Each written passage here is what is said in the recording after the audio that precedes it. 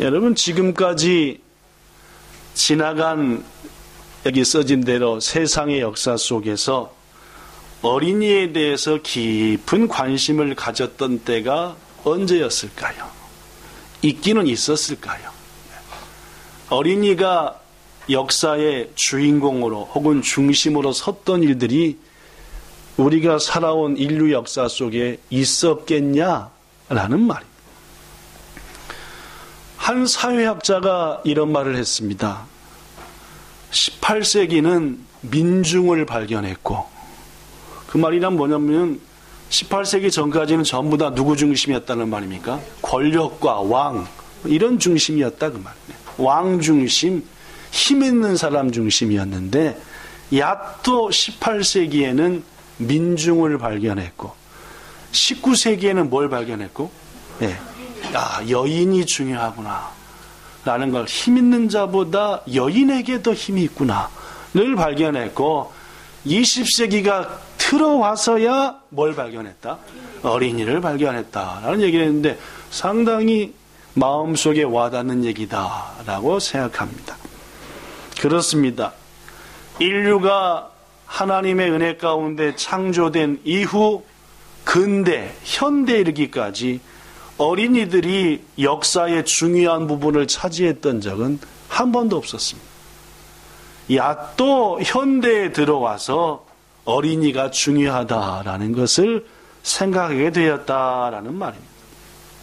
그런데 여러분, 지금으로부터 2000년 전, 당시 어린이는 너무나 미숙한 존재이기 때문에 백성들의 숫자를 셀 때에도 어린아이들은 빼야 된다라고 여겨지던 시절, 예수님께서는 그러한 생각을 가지고 있는 많은 사람들 앞에 한 어린아이를 세우셨습니다.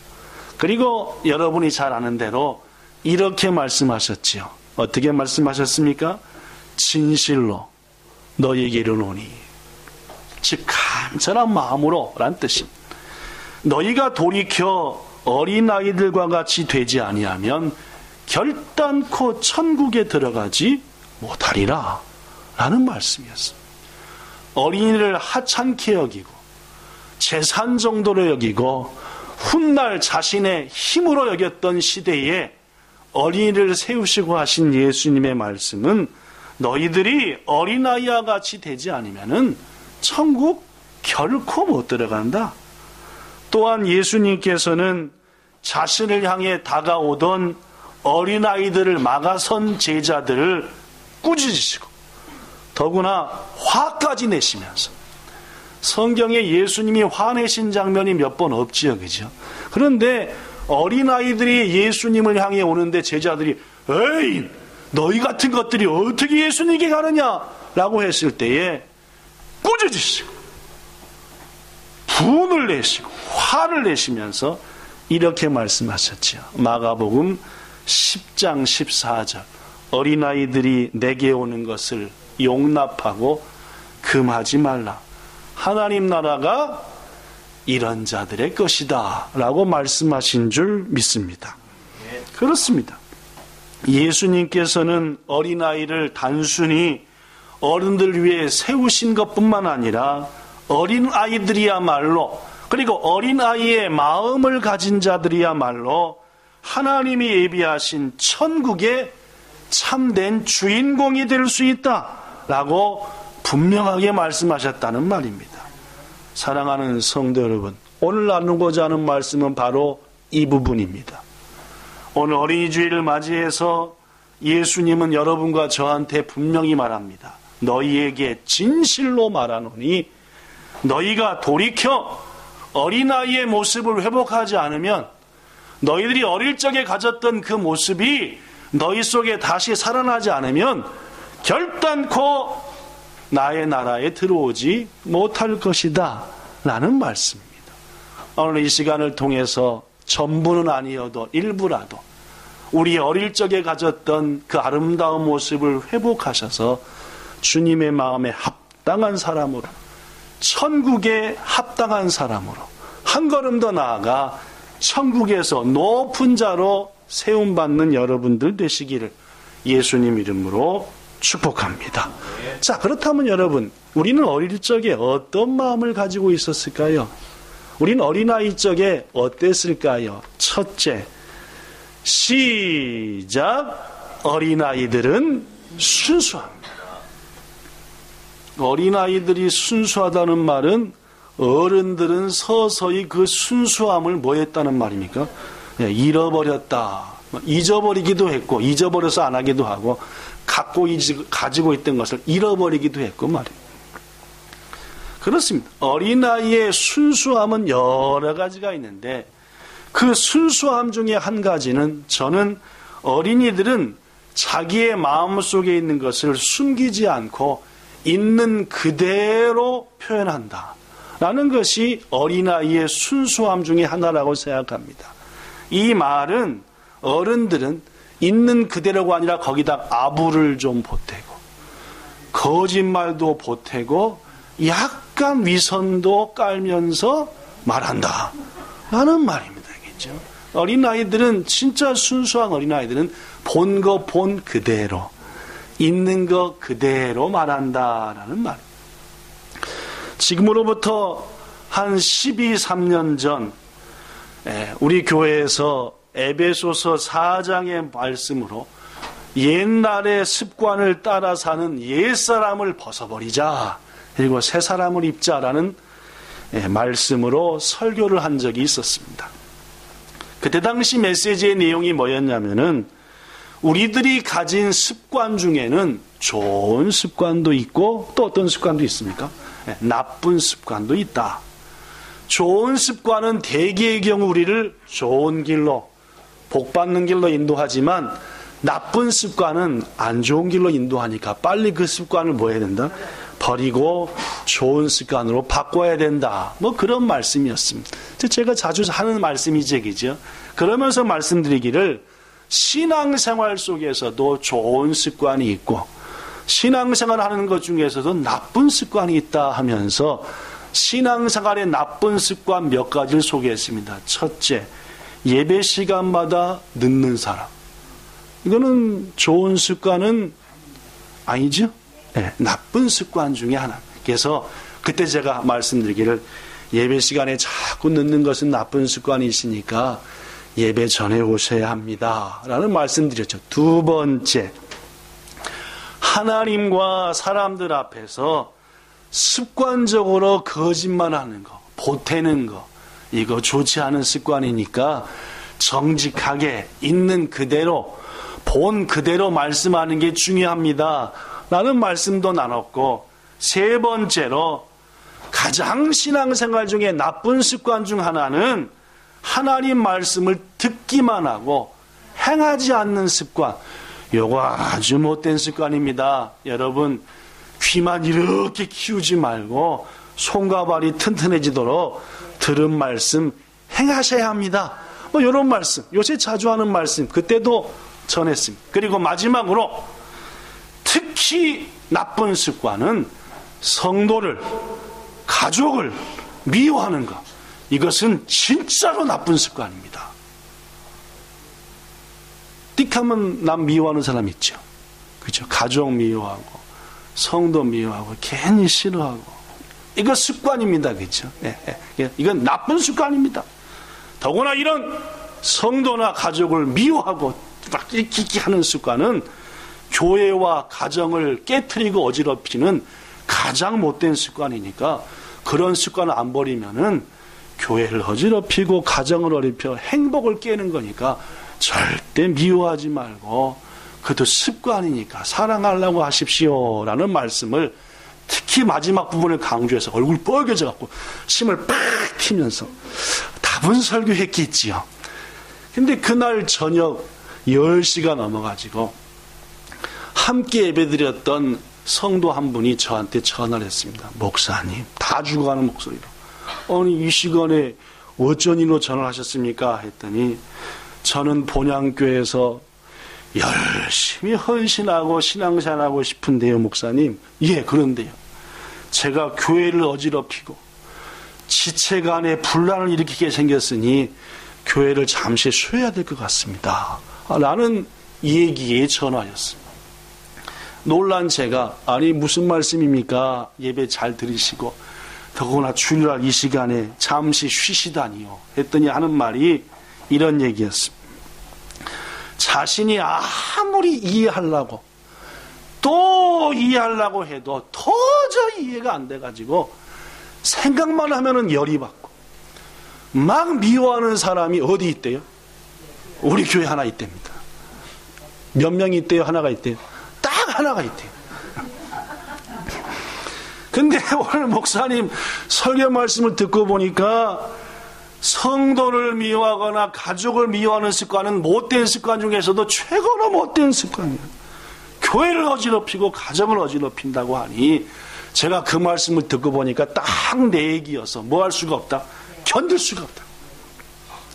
고로 제가 왜 그 성도님이 고토록 미우십니까? 라고 물어봤더니 얘기를 몇 가지 하는데 지금은 잘 생각 안 나는데 당시에 보니까 분명히 이해가 되는 충분히 미워할 수도 있겠네라는 생각이 들었습니다. 사랑하는 성도 여러분, 이런 얘기를 전화로 나누면서 제 마음 가운데 하나님께 깊이 감사를 드렸습니다. 그리고 저한테 그 전화를 주신 분한테도 감사의 말은 표현하지 않았지만, 왜냐하면 전화해가지고 미워 죽겠다고 하는데 감사하다는 말 할 수 없으니까 마음으로는 참 감사한 일이다 라고 왜냐하면은 우리 교회는 하나님의 말씀을 전했을 때에 요것은 내 얘기구나 라고 들을 줄 아는 분들이 많이 계시구나. 그렇죠? 꼭 이상한 교회는 요거는 누구 얘기네, 요건 누가 다 들었으면은 속이 다 시원하겠네, 뭐 이런 분이 안 계십니까? 그죠? 근데 이분 성도는 비록 잠시 방학을 가져야 되겠습니다 하는 그 방법은 좀 이상했지만은 그래도 그 말씀을 듣고 내가 누군가를 미워하는 것은 절대로 안 되는 일이구나 라고 자기에게 주신 말씀으로 받아들였다는 것이 귀중한 일이고, 더구나 그것을 그 사람 핑계 대지 않고 저 속에 있는 미워하는 마음을 어떻게 해결할 수가 없으니 그 마음을 해결 못하면은 분란이 일어나고 아픔이 있다니까 그것이 해결될 때까지 잠시 쉬겠습니다. 물론 방법은 이상했지만은 자신에게 부족함을 인정하고 솔직하게 자신의 마음을 표현하고 하는 것이야말로 예수님이 말씀하셨던 어린아이의 순수한 마음이 아니겠냐라는 말입니다. 오늘 함께 하시는 귀한 여러분, 어린아이는 여러 가지 순수함을 가지고 있대 자기의 마음을 숨기거나 감추거나 포장하거나 아부하지 않고 있는 그대로 고백할 줄 아는 사람이 어린아이의 마음이고, 비록 잠시 쉬겠다는 방법이 틀렸지만 하나님께서는 분명 그분의 마음속에 있는 미워하는 마음을 사랑하는 마음으로 변화시켜 주신 줄 믿습니다. 여러분과 저의 삶 속에서 이 말씀은 내게 주신 말씀이다 하면서 바들바들 떨고 고민할 줄 아는 그 순수함, 그리고 내 마음속에 있는 것을 꾸미지 않고 있는 그대로 하나님 앞에 고백할 수 있는 그 순수함을 가지셔서 하나님 보시기에 아름다워 우리의 중심을 보시는 하나님께로부터 치유함을 받고 하나님의 나라에 합당한 자로 여김받는 여러분과 저가 되기를 예수님 이름으로 축복합니다. 특별히 오늘 어린이 주일을 맞아서 우리의 자녀들에게 우리의 부모님은 진실하신 분이다, 있는 그대로 말씀하시는 분이시고 순수한 분이다, 정직한 분이다 라는 것을 본을 보이셔서 우리뿐만 아니라 우리의 자녀들도 하나님 나라의 주인공이 될 수 있는 은혜를 받게 하는 그러한 좋은 부모들 되기를 예수님 이름으로 부탁합니다. 두 번째로, 어떤 모습이 우리들이 가졌던 모습일까요? 어린아이들은 또 어떤 모습을 가질까요? 그 두 번째는 부모를 신뢰한다는 겁니다. 아무리 두려운 일이 있고 천둥 번개가 쳐도 어머니의 품 안에 안긴 어린아이는 두려워하지 않습니다. 누가 날 지켜주니까요? 어머니가 날 지켜주니까, 부모님이 나를 보호하시니까 두려워하지 않는다 그 말입니다. 이게 서서히 머리뼈가 굳어가기 시작할수록 부모님을 믿어야 합니다요. 이것이 서서히 부모를 안 믿고 친구를 믿고 그러면서 서서히 거짓말도 섞기 시작하고 하는데, 우리들이 진정 어릴 적에는 부모님을 100% 신뢰했다는 말이에요. 사랑하는 여러분, 하나님의 자녀로서 하나님을 신뢰하지 못해 구원을 의심하고 하나님께서 내 인생을 돌보아 주시고 섭리하시고 인도하심에도 불구하고 나의 인생과 나의 모든 삶을 주관하시는 하나님의 섭리와 인도하심을 의심하는 것은 어리석은 것인 줄로 믿습니다. 어떤 자가 하나님 나라에 들어가는지 압니까? 하나님을 신뢰하는 자입니다. 나의 모든 인생을, 심지어 나의 구원까지도 말입니다. 찰스 브론디라는 미국의 유명한 줄타기 고개사가 있습니다. 줄타기 고개가 뭡니까? 이런 밧줄 같은 것을 빌딩과 빌딩 사이에 묶어놓고 고기를 건너가는 겁니다. 그죠? 뭐 하나 들고 건너가죠? 네, 뭐 들고, 줄 들고 건너가나요? 되게 그런 사람들은 장대, 그죠? 대나무 막대기. 긴 거, 그죠? 장대 보신 적이 없나? 모르시는 분들이 많나 보네. 하여튼 줄을 메고 대나무로 해서 이 대나무가 기웃는 걸 보고 중심을 잡으면서 건너가는 찰스 브론디라고 하는 미국의 유명한 줄타기 고개사입니다.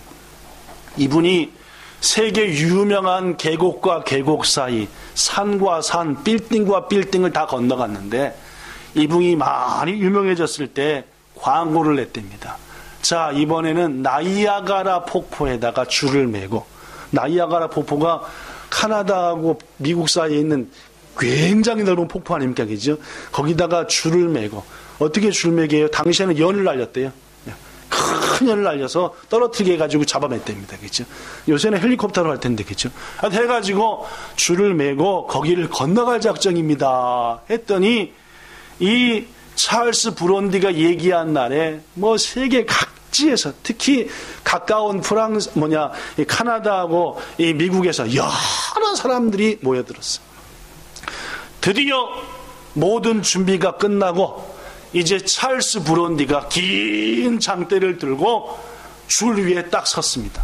그리고 군중들을 향해서 이렇게 말했대요. 여러분, 제가 무사히 저 끝에까지 건널 수 있겠습니까? 했더니 군중들이 뭐라고 대답했게요? 네! 이제까지 당신이 한 여러 가지 것들을 봤는데 충분히 건널 수 있습니다. 정말로 제가 저 끝에까지 무사히 건널 것 같습니까? 했더니 물론입니다. 막 난리가 났습니다. 박수를 치고 격려하고 휘바람을 불고. 그랬더니 브론디가 이렇게 얘기했습니다. 자, 그렇다면은 제 목에 타서 저와 함께 저 끝에까지 건너가실 분 한번 나오십시오. 했더니 어떻게 됐대요? 조용.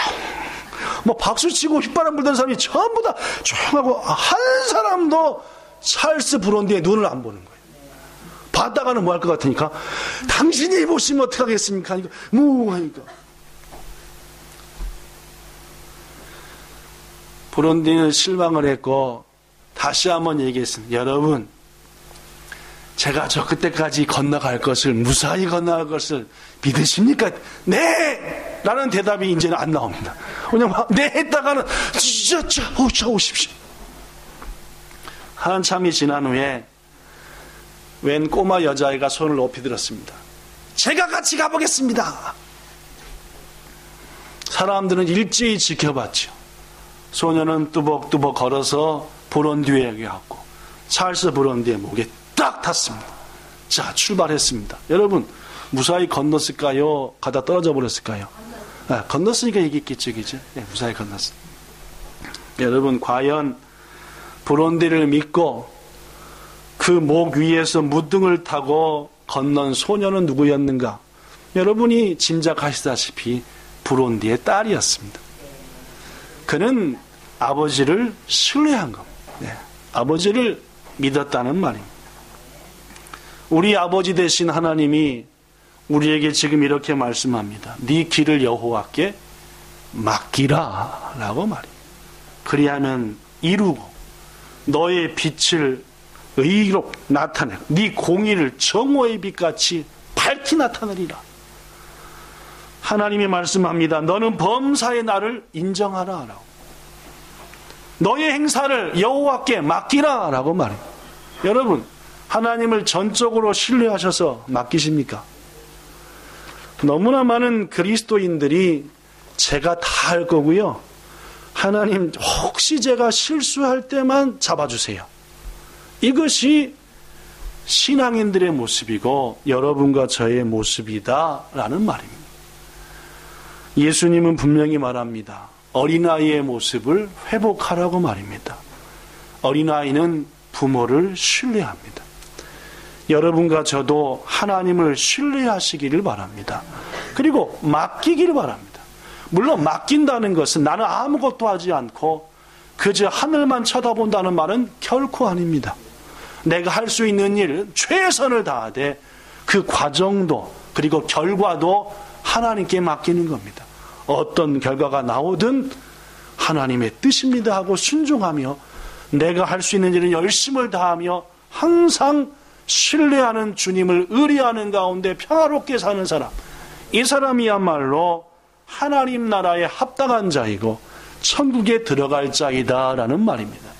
여러분, 요사이 뭘 염려하십니까? 요새 뭐 때문에 걱정하시며 괴로워하시고 지쳐하시고 힘들어하시냐 그 말입니다. 그것을 하나님께 맡기시길 바랍니다. 그리하여서 평화를 얻으셔서 하나님의 나라에 합당한 자로 나아가는 여러분과 저 되기를 예수님 이름으로 축원합니다. 어린아이의 세 번째 모습은 역시 낮출 줄 아는, 자기를 낮추는 자라는 말이에요. 예수님께서 본문 4절에 말합니다. 누구든지 어린아이처럼 자기를 낮추는 그 사람이 천국에서 크다라는 말입니다. 성도 여러분, 어린아이의 특징은 낮춥니다. 물러설 줄 알고 내가 낮아질 줄 안다는 말입니다. 여러분에게 가끔씩 성 프란시스를 소개했습니다. 참 겸손한 분입니다. 어느 날 프란시스의 제자가 밤에 자다가 꿈을 꿨습니다. 꿈의 내용이 보니까 많은 천국에 도착했는데 천국에 많은 의자들이 있는데 그 의자 중에 하나가 특히 높고 빛이 났습니다. 그래서 이 천국을 안내하는 천사한테 프란시스의 제자가 물었답니다. 천사님, 아니 참 멋있는 의자가 많은데 그 중에 특히 저 높고 반짝반짝 빛나는 의자는 도대체 누가 앉는 의자입니까? 하나님 의자입니까? 했더니 아니다, 하나님의 보좌는 저쪽에 있지 않습니까? 저쪽에 하나님의 보좌가 있는. 야, 이건 사람들이 앉을 의자네. 자, 그렇다면 이 의자는 누가 앉을 의자입니까? 라고 물었더니 천사가 하는 말이 세상에서 가장 겸손한 당신의 스승 프란시스가 앉을 의자지 라고 얘기했어요. 그 말을 듣다 보니까 상당히 기분이 이상했습니다. 왜냐하면 스승임에도 불구하고 맨날 우리들한테 높임받고 스승임 하면서 천국까지 와가지고 저런 멋진 의자에 앉다니 상당히 심통 부리다가 딱 꿈이 깬 겁니다. 몇 날을 찬스를 보다가 드디어 프란시스 스승과 단둘이 할 기회를 가졌습니다. 물어봤습니다. 선생님은 스스로 자신을 어떤 분이라고 생각합니까? 라고 물었대요. 누가요? 프란시스 제자가 성 프란시스한테 물었습니다. 그랬더니 프란시스가 말하기를 나는 이 세상에서 가장 악한 사람이라고 생각하네 라고 얘기를 했대요. 그랬더니 기회는 이때다 해가지고 제자가 물었습니다. 선생님, 그렇게 말씀하는 건 교만입니다. 뭐라고요? 교만이라고 했죠. 아니, 많은 사람들이 선생님을 성자라고 부르지 않습니까? 그런데 악하다니요? 위선입니다. 세상에는 수많은 강도, 살인자, 도둑, 온갖 못된 것들이 득실거리는데 어떻게 선생님께서는 스스로 세상에서 가장 악하다고 말씀합니까? 이것이야말로 선생님이 가진 위선이며 거짓입니다! 라고 얘기를 했대요. 그러자 이 프랜시스는 빙그레 웃으면서 그것은 자네가 나를 잘 몰라서 그래. 나는 정말 완악하고 교만한 사람. 하루에도 몇 번씩 내 마음이 흔들리는지를 자네는 모르네. 더구나 내가 그나마 이 정도 모양을 갖춘 것은 하나님께서 나에게 너무나 많은 은혜를 베풀어 주셨기 때문이야. 여보게, 만약 하나님이 내게 주신 은혜를 다른 사람들한테 부어주었다면 아마도 그 사람은 나보다 몇 배나 훌륭한 사람이 되었을 걸세. 이렇게 말하는 프란시스의 모습을 쭉 지켜본 제자가 이 말은 스승의 진실된 말이구나. 위선도 아니고 좋은 말도 아니고 자신의 부족함을 철저히 느끼며 하는 말이구나 라는 걸 깨달았고, 이 일 후로 더욱더 스승을 존경했고 자신 역시도 낮아지는 삶을 살았다고 합니다. 사랑하는 성도 여러분, 바울은 말합니다. 나는 죄인 중에 뭐라고요? 괴수다라고 말했습니다. 성도 여러분, 부디 이웃을 판단하지 말기를 바랍니다. 그 사람보다 지금 현재 내가 더 뭘 받은 겁니까? 은혜를 받은 겁니다. 그 성도보다, 그 사람보다 지금은 내가 좀 더 은혜를 받아서 좀 더 예수님 닮은 것 뿐입니다. 언제 그 사람이 더 주의 은혜를 받을지 모르고 그 사람이 은혜를 받는 순간 순식간에 역전되는 것은 당연지사다, 그 말입니다. 우리는 하나님의 은혜가 아니고서는 어느 누구도 하나님 앞에 설 수 없는 멸망받을 죄인입니다. 누가 더 못된 죄인인지 누가 더 덜 못된 죄인인지 구분하는 것은 무의미합니다. 다 죄인이죠. 우리는 모두 하나님과 사람 앞에서 부족하고 연약한 자들입니다. 그러나 하나님의 은혜와 사랑이 우리한테 부어졌으니까 그나마 이 모습 가진 거 아니겠습니까? 은혜 때문에 이렇게 된 건데 그거를 착각하고 누구를 비판하고 판단하는 것은 하나님이 원하시는 일이 아니라는 말입니다. 미국에서 어떤 분이 한 교회를 방문했답니다. 그 교회에 다니는 이번에 노벨상을 받은 유명한 물리학자를 만나보기 위함이었습니다. 마침 교회를 방문한 날 텔레비전을 통해 신문을 통해서 봤던 그 노벨상 수상자가 교회를 열심히 청소하고 있었습니다. 그래서 방문한 사람이 물었습니다. 아니, 당신은 그토록 유명한 물리학자의 노벨상 수상자인데 어찌 이렇게 교회 청소를 다 하고 계십니까? 라고 했더니 이 수상자가 말하기를 내 속에 계신 하나님이 나로 청소하게 하십니다. 라고 대답을 했대요. 그러자 방문객이 또 물었습니다. 아니, 당신 같은 분이 그럼 어떻게 물리학자 훌륭한 노벨상 수상자가 되게 됐습니까? 했더니 역시 그분이 말하기를 내 안에 계신 하나님이 나로 열심히 공부하여 지혜를 주사 나로 학자가 되게 하신 분입니다. 나를 나되게 하신 것은 오로지 하나님의 은혜입니다. 라고 말하더라, 그 말입니다. 성도 여러분, 그렇습니다. 그 학자는 자신은 낮추고 하나님만 높이는 나의 나된 것은 오로지 주의 은혜다라는 말씀을 붙들고 사는 사람이었다는 말입니다. 여러분과 저도 그래야 합니다. 나의 나된 것은 하나님의 은혜다. 하나님의 은혜니까 그나마 내 모습이 이렇다 라고 생각할 때 우리는 낮아질래 안 낮아질 수가 없다는 말입니다. 미국 LA의 한 유명한 교회 이야기 소개하고 말씀 마칩니다. 그 교회는 장로님이 31분이래요. 그런데 예배를 마치고 식사 시간이 되면은 몇백 명의 성도들이 식사를 하고 집에 가는데 이 장로 31분이 똑같은 색깔의 앞치마를 탁 두른답니다. 예배 끝나자마자 말입니다. 그 다음에 뭐 한대요? 식당을 향해 간답니다. 그리고 뭐 한대요?